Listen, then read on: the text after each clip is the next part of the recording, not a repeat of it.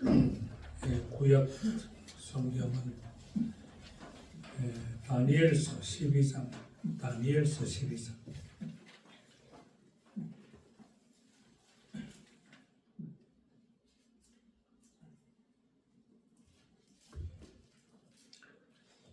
(1255쪽입니다) 1255쪽 다니엘서 12장.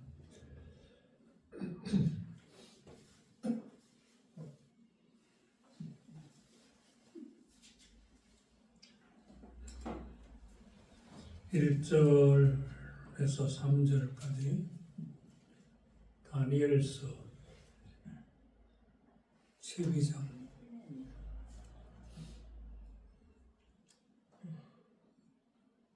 (1255쪽)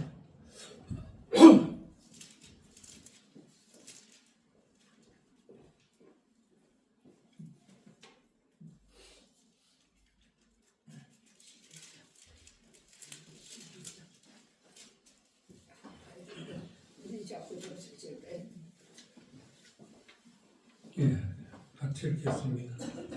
그때에 내 민족을 보위하는 큰 군주 미가엘이 일어날 것이요, 또 환난이 있으리니 이는 개국 이르러 그때까지 없던 환난일 것이며, 그때에 내 백성 중 책에 기록된 모든 자가 구원을 받을 것이라.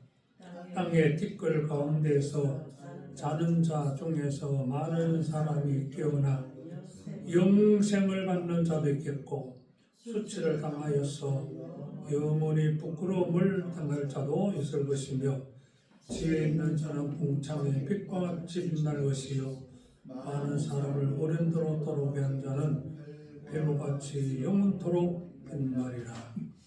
아멘. 신약 성경은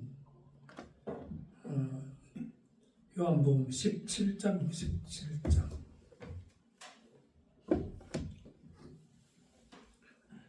신약 요한복음 17장.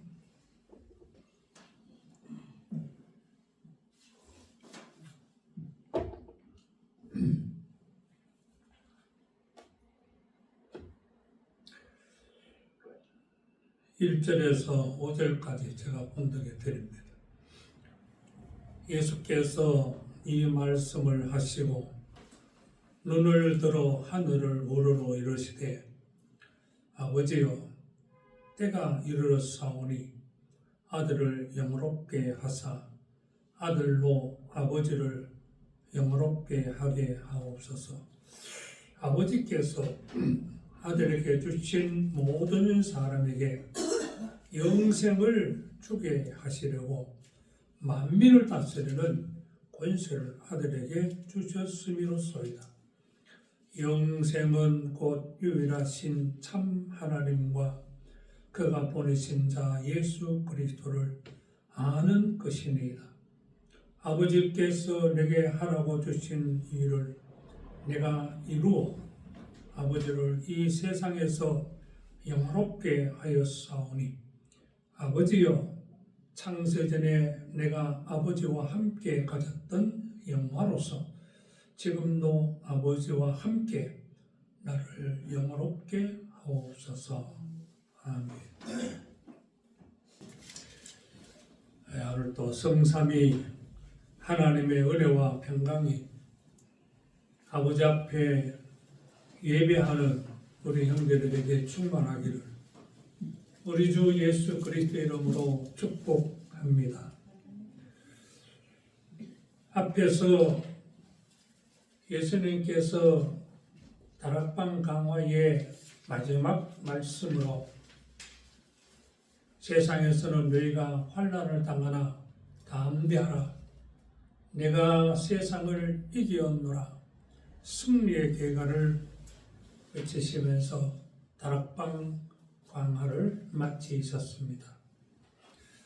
예수님께서 떠나가실 것을 말씀하셨을 때에 불안해하고 근심하는 제자들에게 위로의 말씀, 격려의 말씀 주신 후에 승리의 계가를 부르신 후 이제 기도하셨는데 이 요한복음 11장 전장이 예수님의 기도로 되어 있습니다.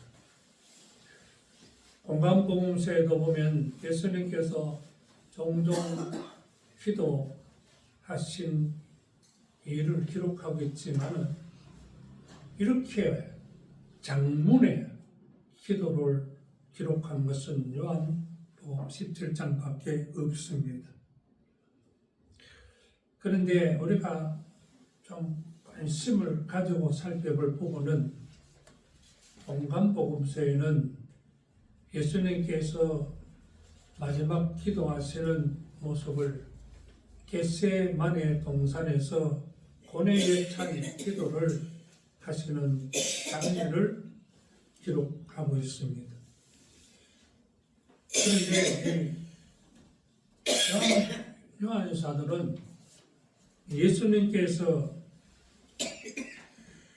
당신이 떠나가신 후에 세상에 남아있는 제자들을 위해서 또 교회를 위해서 기도하신 말씀을 남겼습니다. 겟세마네 동산에서의 기도는 십자가를 앞에 둔 예수님께서 고뇌에 찬 기도, 정말 이마에 흐르는 땀이 핏방울처럼 보일 정도로 진한 땀을 쏟으시면서 자신을 위해서 기도하셨습니다. 반면에 본문이 보여주는 이 기도는 제자들과 교회를 위한 중보 기도였습니다. 그래서 요한복음 17장을 일명 대제사장의 기도라고 알려져 있습니다. 이는 구약시대에 대제사장이 1년에 단 한 번 7월 10일 대속죄일에 지성소 안에 들어가서 속죄소에 속죄를 위한 염소의 피를 뿌리면서 이스라엘 전 민족을 위해서 야훼여 이스라엘의 죄를 용서하여 주시옵소서, 그렇게 기도하고 나온 그 모습을 연상케 해주는 모습입니다. 예수 그리스도는 참되시고 완전하시고 영원하신 대제사장으로 염소의 피가 아닌 자신의 피로 온 인류를 위해서 속죄의 제물이 되셨습니다. 그 때를 앞두고 제자들과 교회를 위해서 중보 기도하셨습니다. 개혁자 멜랑흐톤이라는 분은 요한복음 17장의 말씀을 이렇게 평가하고 있습니다.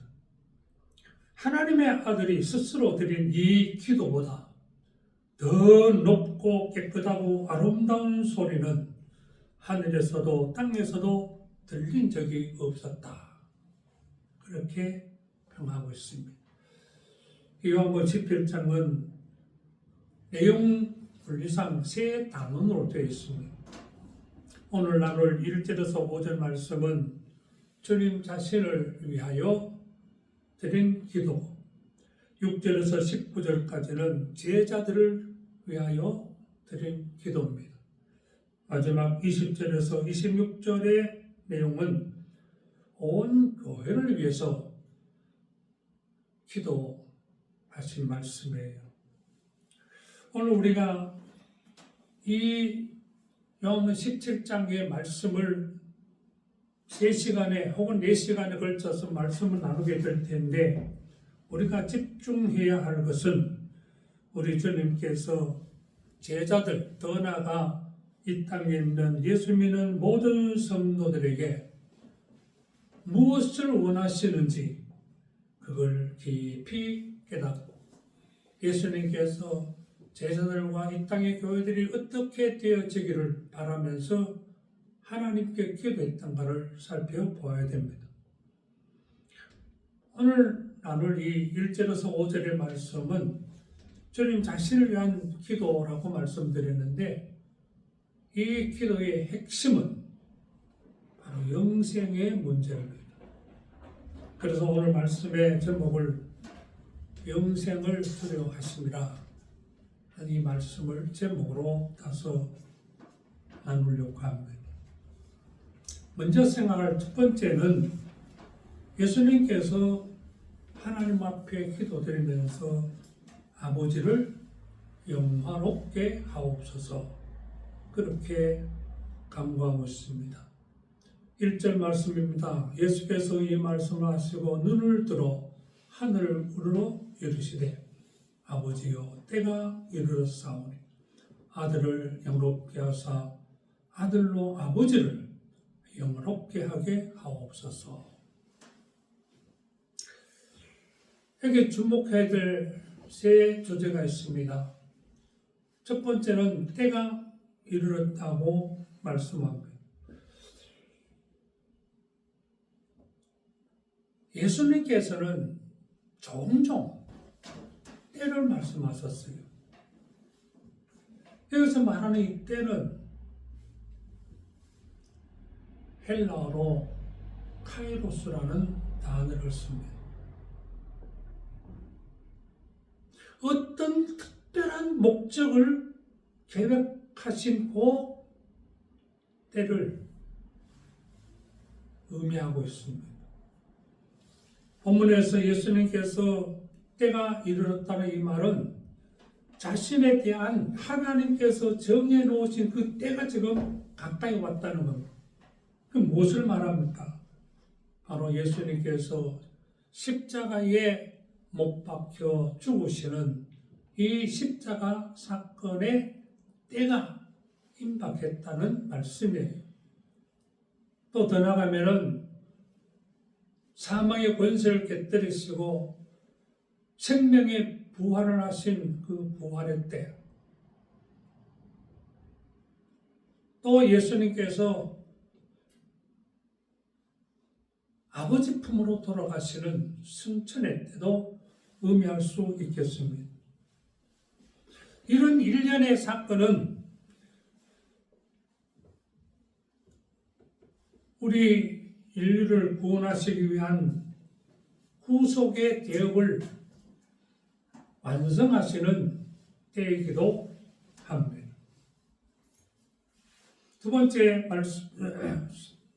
말씀은 그 때가 가까이 왔으니까 아들을 영화롭게 해 주십시오, 그렇게 기도하고 있습니다. 아들이 영화롭게 되는 것은 아버지의 뜻을 온전히 이룰 때에 가능한 것입니다. 하나님 아버지께서 이 세상에 아들이신 예수를 보내신 뜻은 죄와 사망과 하나님의 심판과 영원한 지옥의 형벌에 매여 있는 인생들을 구원하기 위해서 대속의 희생을 당하시는 것이었습니다. 따라서 예수님께서 십자가에 못 박혀 죽으시는 것은 하나님 아버지의 뜻에 온전히 순종하신 것입니다.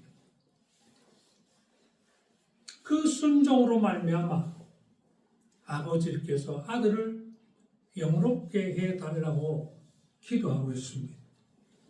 여러분, 지금 예수님은 아버지 뜻에 따라 십자가에 죽으시는 것을 영광으로 고백하고 계심을 알아야 됩니다. 예수님의 이런 모습을 통해서 우리가 깊이 새겨야 될 것이 있습니다. 우리가 아버지의 말씀에 순종하고 나를 향한 주님의 뜻에 온전히 순종할 때에 아버지께서 우리도 영화롭게 해 주신다는 사실입니다. 이 원리를 아는 성도는 어떤 고난과 시련이 닥쳐도 그것이 주님의 뜻이라면 순종하고 복종하는 거예요. 자기를 완전히 버리고 희생하는 그 모습, 아버지의 뜻에, 주님의 뜻에 자기를 온전히 희생하고 복종하는 이 모습이야말로 얼마나 아름다운 모습입니까? 하나님은 이런 성도를 영화롭게 해 주시는 것입니다. 이 말씀을 묵상하면서 안타까운 마음이 드는 것은 오늘날 그리스도인이 되어서 주님의 말씀, 주님의 뜻은 무시하고 그저 자신의 생각, 자신의 고집대로 살아가는 현실의 우리의 모습입니다. 근데 성경을 읽다 보니까 이게 오늘 우리들만의 문제가 아니고 옛날에 이스라엘 백성들도 그런 삶을 보여주고 있습니다. 이사야서 65장 2절 말씀, 쉬운 말 성경으로, 제가 아침마다 요즘은 쉬운 말 성경을 이제 몇 장씩 읽는데, 며칠 전에 이사야서 65장 2절을 읽었는데 깜짝 놀랐어요. 이렇게 번역해놨어요. 자기들 생각 따라 자기들 고집대로만 살아가면서 빗나간 길을 악착같이 걷고 있는 거역하는 이 백성을 맞이하려고 나는 종일토록 두 팔을 벌리고 있었다. 이스라엘 백성들, 하나님의 선밀이라는 이스라엘 백성들이 하나님의 말씀, 하나님의 뜻은 거역하고 그저 자기들 생각대로, 자기 고집대로 빗나간 길을 악착같이 살아가면서, 그럼에도 불구하고 하나님께서 그 백성들을 내게로 돌아오고 두 팔 벌리고 그렇게 간절한 마음으로 기다렸다는 겁니다. 그럼에도 불구하고 저들은 하나님께로 돌아오지 않냐고 우상 숭배와 가진 악한 일만 일삼더라는 거예요. 필경은 하나님께서 채찍으로 저들을 징벌하시고, 이런 얘기들이 이사 65장의 내용입니다.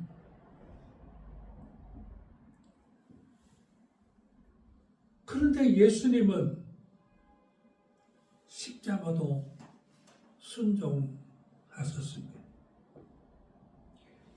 하나님께서 기뻐하시고 아들을 영화롭게 하시고 모든 만국을 다스리는 권세를 주셨다고 말씀하고 있어요. 여러분, 우리는 그리스도의 제자라고 하면서 우리는 진정 어떻게 살아가야 되겠습니까? 순종하는 자는 하나님 아버지께서 저를 영화롭게 해주신다는 사실을 깊이 새기시기를 바랍니다. 그리고 예수님의 세 번째 기도는 나로 인해서, 아들로 인해서 아버지를 영화롭게 하옵소서, 1절 하반절의 말씀입니다. 여러분, 예수님의 궁극적인 목적은 아버지를 영화롭게 하시는 겁니다. 대부분의 사람들은 자기의 영광을 추구하며 살아갑니다. 남이 어떻든 자기의 영광, 자기 좋은 대로 그렇게 살아갑니다. 그러나 예수님은 자신의 영광이 아닌 오로지 아버지 하나님의 영광을 위해서 사셨습니다. 복음서에 예수님께서 여러 번 말씀하신 것, 나는 내 뜻을 이루기 위해서 온 것이 아니고 나를 보내신 아버지의 뜻을 행하려 왔노라고 말씀하셨습니다. 그렇기 때문에 아버지의 뜻이 십자가의 고난이라면 그것마저도 받아들이고 복종하셨던 것입니다. 겟세마네 동산에서 기도하실 때 아버지여 내가 너무 마음이 괴롭고 민망하니 할만하시거든 이 잔을 내게서 옮겨 주시옵소서. 그러나 내 뜻대로 마옵시고 아버지의 뜻대로 하옵소서.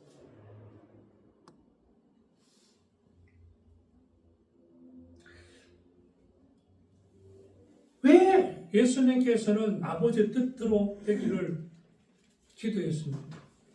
아버지의 뜻이 이루어지는 그곳에 아버지께서 영광을 받으시기 때문입니다. 오늘 우리가 정말 하나님의 백성이라면 우리도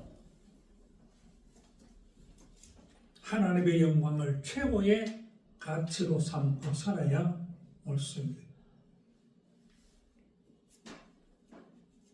여러분, 하나님께서 우리를 택하신 목적이 무엇인지를 분명히 아셔야 됩니다.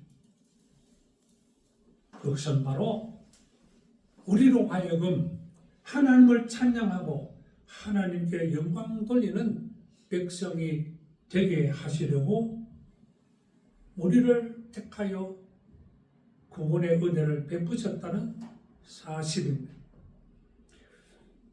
이사야 43장 21절에 하나님이 친히 이렇게 말씀하십니다. 이 백성은 내가 나를 위하여 지었나니 나를 찬양하게 하려 함이니라.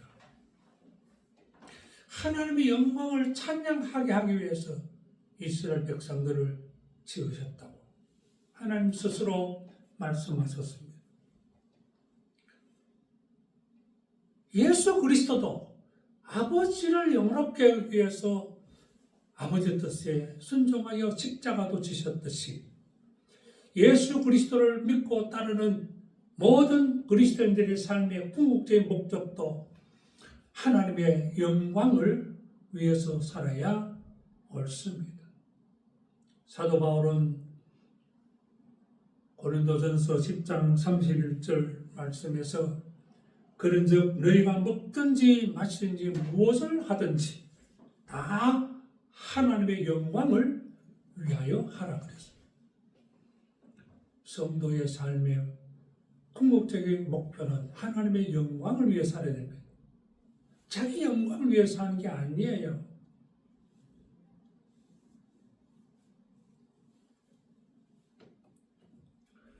예수님처럼 우리도 하나님의 말씀, 하나님의 뜻에 온전히 순종하여 하나님께서 우리를 영롭게 하실 때 우리로 인해서 하나님 아버지를 영롭게 하는 그런 복된 성도로 살아갈 수 있었으면 좋겠습니다. 오늘 말씀 두 번째 새길 말씀은 2절과 3절의 말씀입니다. 영생을 주려 하십니다. 여러분, 아버지께서 아들에게 주신 모든 사람에게 영생을 주게 하시려고 만민을 다스리는 권세를 아들에게 주셨음이로소이다. 하나님은 순종으로 하나님을 영롭게 한 아들 예수님께 만민을 다스리는 권세를 주셨습니다. 마태복음 28장 18절에 예수님 스스로 그렇게 말한 하늘과 땅의 모든 권세를 주셨으니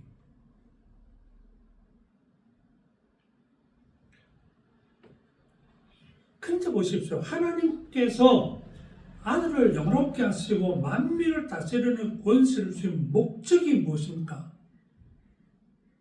아들에게 모든 권세를 주신 목적이 오늘 예수님의 고백 속에 이렇게 말하고 있어요.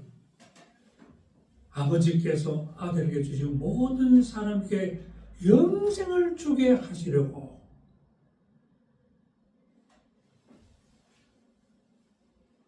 여러분, 기독교의 궁극적인 가치는 영생입니다. 예수님은 당신을 믿고 따르는 자들에게 단 한 번도 세상의 성공이나 부귀와 영화를 약속하시지 않으셨습니다.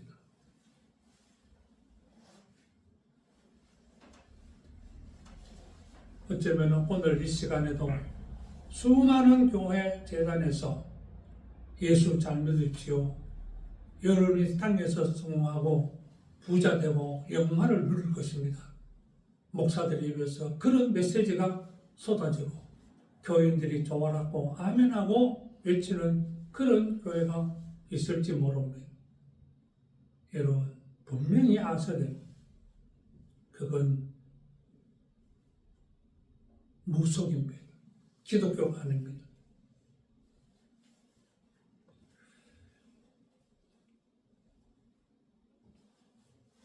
오늘 많은 그리스도인들이 하나님께 세상의 성공을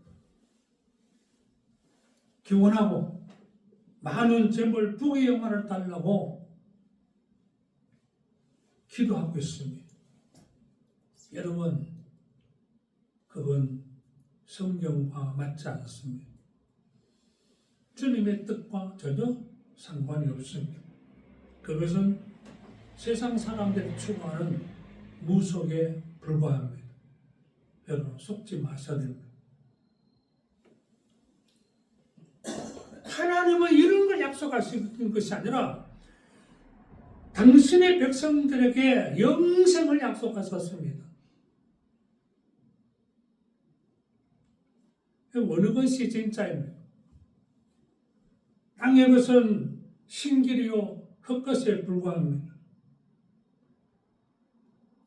그것은 세월 따라 썩어지고 더럽혀지고 낡아지는 겁니다. 베드로전서 1장 3절 4절에 베드로는 이렇게 말하고 있어요.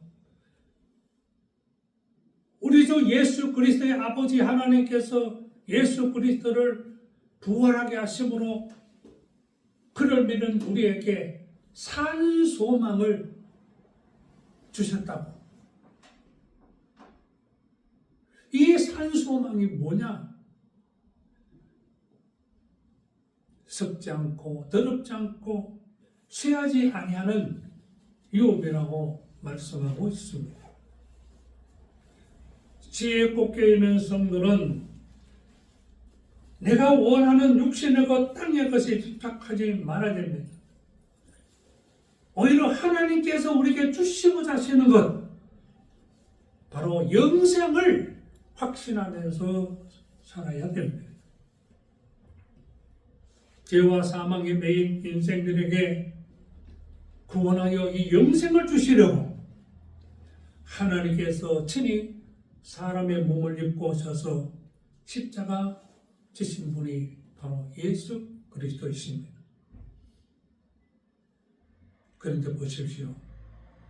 이 영생은 하나님 아버지께서 아들에게 주신 자, 곧 택하여 불러주신 신자에게만 주신다고 말씀하고 계십니다. 이 말씀이 얼마나 소중한 말씀인지 여러분 깨달으시기 바랍니다. 아버지께서 아들에게 주신 모든 사람에게, 아버지께서 택하여 아들에게 주신 자들만 영생의 복을 누리게 하신다는 겁니다.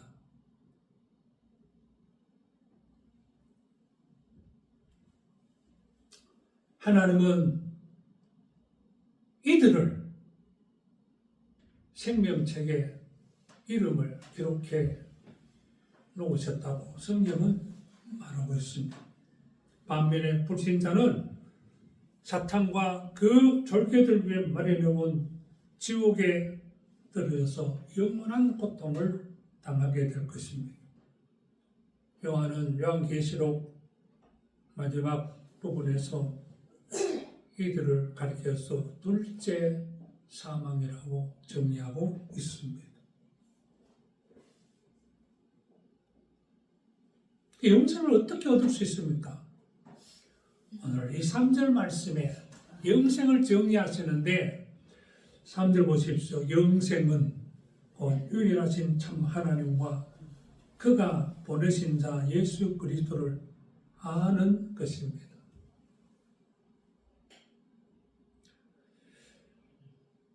여러분, 이 말씀은 영생에 대한 정의인데 영생의 본질적인 정의를 말해주고 있습니다. 영생은 유일하신 참 하나님과 하나님 보내신 아들 예수 그리스도를 아는 것입니다. 이 안다는 이 말 헬라어로 기노스코라고. 이것은 단순하게 우리가 공부해서 이성적으로 지식적으로 아는 그걸 말하는 것이 아니에요. 이 안다는 말은 자기가 스스로 경험으로 인해서 점차적으로 알고 확신하게 되는 것을 의미합니다. 바로 예수 그리스도와 하나님과 인격적인 이해와 결합으로 이루어지는 것을 의미합니다. 우리가 어떻게 우리 주님과 하나님과 인격적으로 이해하고 결합할 수 있습니까? 그것은 우리가 하나님의 말씀을 깊이 묵상하고 기도할 때 성령 하나님께서 도와주셔서 예수 그리스도를 만나고 인격적인 결합을 통해서 하나님을 만나고 하나님을 알고 비로소 영생에 이르게 되는 권리를 말해주고 있습니다. 참 하나님에 대한 지식은 중보자이신 예수 그리스도를 통하지 않고는 절대로 알 수 없는 법입니다. 사랑하는 형제 여러분, 우리 신앙의 궁극적인 목표를 영생에 두셔야만 합니다. 우리에게 영생을 살게 하기 위해서 주님은 새하늘과 새 땅을 마련하셨죠. 하나님 아버지는 영화로운 몸의 부활을 약속해 주셨습니다. 제가 오늘 주보에 표지에 글을 하나 올렸는데 제가 글을 올리면서 조금 찜찜해요. 무슨 얘기예요? 거기는 육신은 죽어 흙으로 돌아가지만 영혼의 문제를 얘기하고 있습니다. 그럼 여러분, 아마 우리 교회 교우들은 누가 뭐래도 확신할 줄 믿습니다만 영혼만 구원받는 게 아니에요. 영혼이 새하늘과 새 땅에 들어가는 거 아니에요. 이거 아셔야 됩니다. 우리 주님께서 만나서 새하늘과 새 땅에는 우리의 영혼이 들어가는 것이 아니고 몸이 들어가는 몸. 부활한 몸.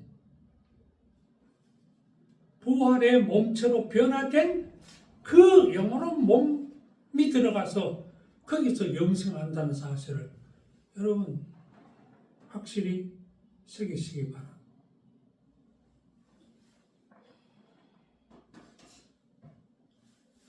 새하늘과 새 땅에서 영생하는 몸, 이 육신으로는 영생할 수 없어요. 육신은 반드시 죽게 되어 있습니다만 부활의 몸, 그 몸은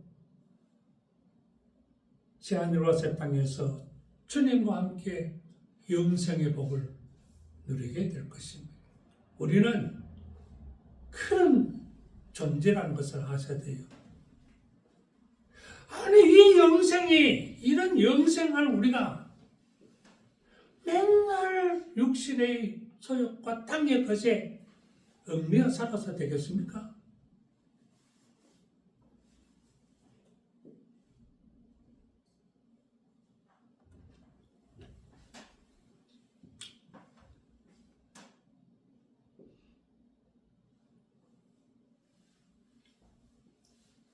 예수 제대로 믿어야 됩니다.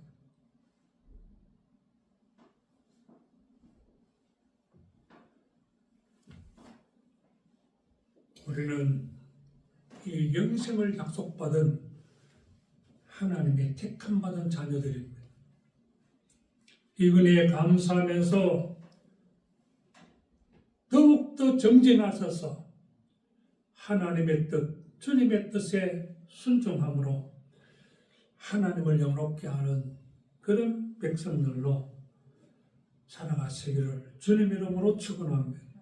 마지막 짧게 드릴 말씀이 세 번째 4절 5절의 말씀입니다.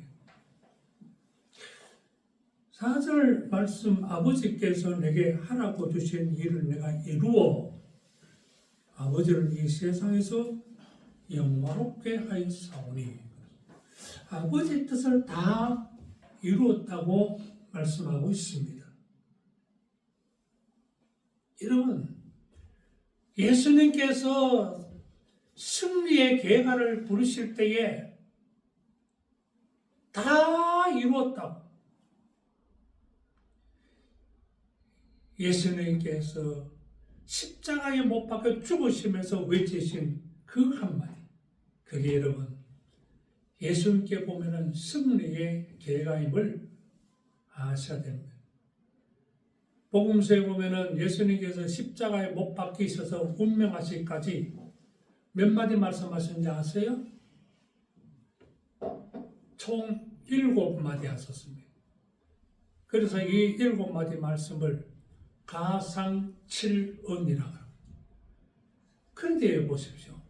그 7마디 말씀 중에 맨 마지막에 하신 말씀이 누가복음 23장 46절 아버지여 내 영혼을 아버지 손에 부탁하나이다. 그게 실상 마지막 하신 말씀이에요. 근데 요한은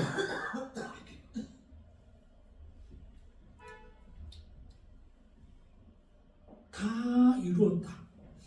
그 말씀을 하시고 운명하셨다. 그렇게 기록하고 있습니다. 요한 사도는 예수님께서 다 이루었다는 말씀을 마지막 하신 말씀으로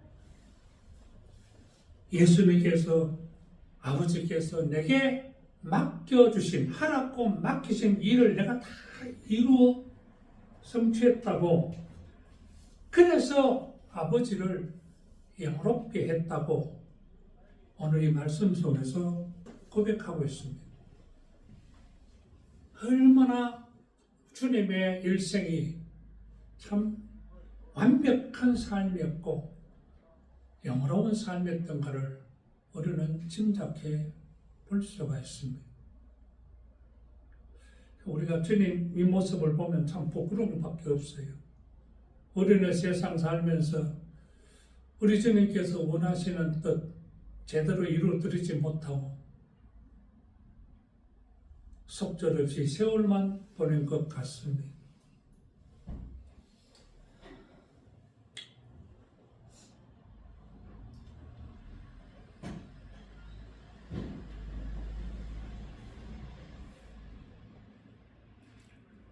요즘 아침마다 기도하면 참 부끄럽고 죄스럽고 게으르고 나태해서 속절없이 세월만 다 보내고 아버지께서 기뻐하실 듯 이루지 못한 것 너무 부끄럽기만 하고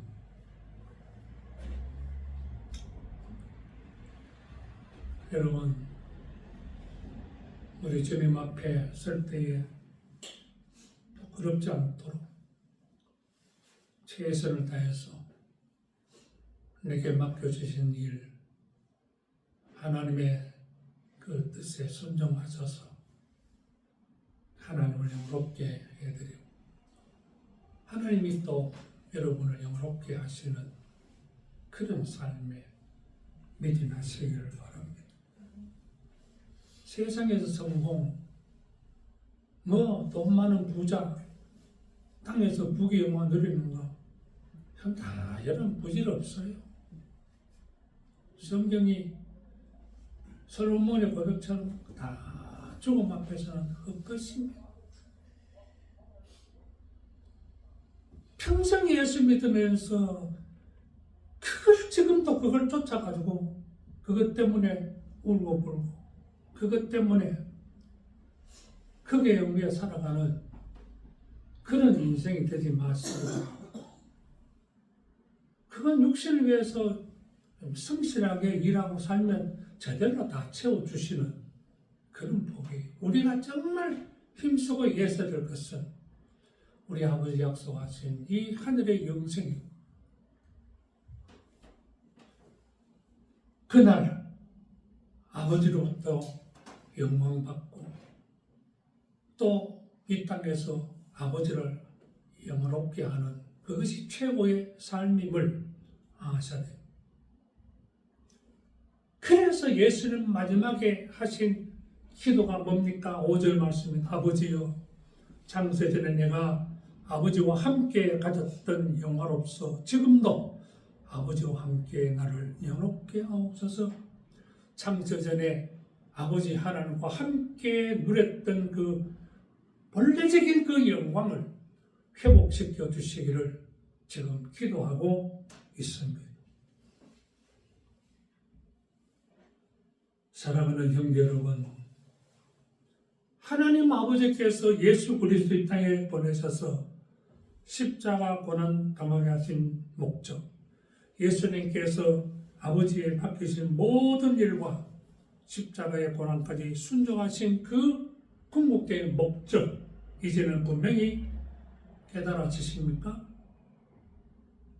그것은 죄와 사망과 하나님의 최후의 심판과 영원한 지옥의 형벌에 찬 저와 여러분들을 구원하셔서 하나님의 나라에서 하나님과 함께 영생을 누리게 하시려고 그렇게 하신 것입니다. 내가 뭐라고 나 같은 인생을 우리 하나님께서 귀하게 보시고 이 영생을 누리게 하시기 위해서 수많은 사람들 가운데 택하여 불러주시고 예수 그리스도를 믿는 사람으로 세워주셨습니다. 얼마나 소중한 은혜입니까? 그럼에도 정말 걱정되는 것은 오늘날 그리스도인들이 세상 정신에 현혹되었어. 영생의 가치를 점점 잊어가고 있습니다. 신앙생활이 형식화되고 육신의 소욕과 땅의 것에 집착하는 모습을 보입니다.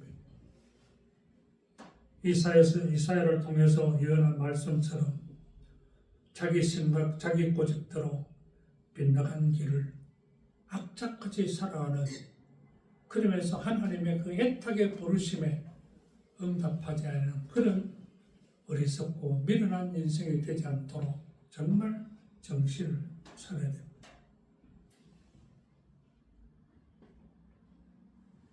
오늘 그리스도인들의 주된 관심사가 먹고 사는 문제가 아니에요. 땅에서 성공하고 부자 되는 그게 아니에요. 우리의 최고의 관심사는 역시 영생의 문제입니다. 하나님께서 주신 이 영생의 확신을 갖고 주님 따라 순종하는 그런 성도들로 살아가시기를 바랍니다.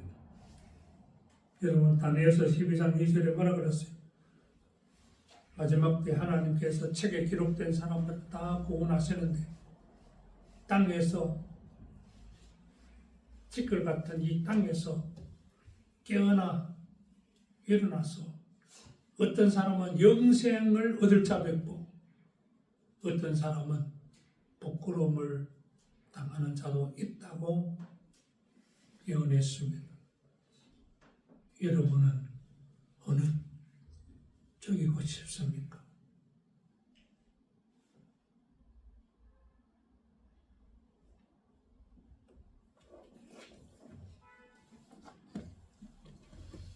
기도하십시오.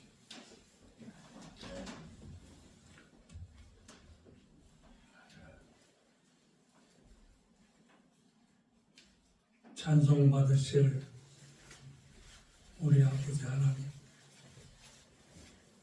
우리 주님께서 십자가를 앞에 두시고 아버지 앞에 간절히 기도하신 말씀을 잠시 새겨보았습니다. 하나님 아버지 하나님께서